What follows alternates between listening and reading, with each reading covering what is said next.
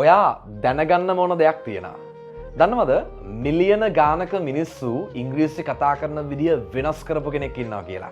හැබැයි සමහර විට ඔයා එයාගේ නම අහලවත් නැතුව ඇති. එයාගේ නම තමයි නෝවා වෙබ්ස්ටර්. එයා තමයි ඇමරිකන් ඉංග්ලිෂ් ලෝකෙට දායාද කළේ. ඔයාලා දන්නවා ඉංග්‍රීසි භාෂාව බිහි වුණේ එංගලන්තෙන් කියලා.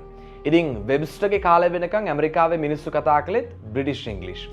ඔයාලා අහලා තියෙනවා මේ බ්‍රිටිෂ් ඉංග්ලිෂ් වලයි ඇමරිකන් ඉංග්ලිෂ් වලයි වෙනස්කම් තියෙනවා කියලා. ඉතින් වෙබ්ස්ටර්ට ඕනේ උනේ ඇමරිකන්ස්ලට කියලා වෙනම සරල හරිම පැහැදිලි සහ පහසු ඉංග්ලිෂ් ස්ටයිල් එකක් හදන්න.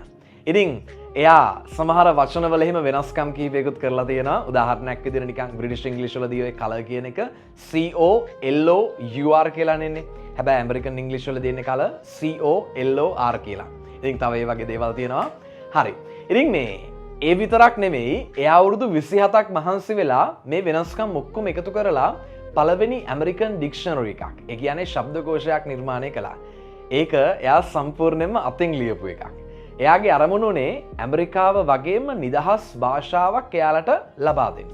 ඉතින් අද අපි ලියනකොට කතා කරනකොට නොදැනුවත්වම සමහර වෙලාවට පාවිච්චි කරනවා වෙබ්ස්ටර්ගේ ඉංග්ලිෂ් වර්ෂන් එක. ඔහුගේ නිහඬ නිර්මාණය. ඔයාලා වෙබ්ස්ටර්ස් ඩික්ෂනරි කියලා සමහර විට අහලා ඇති.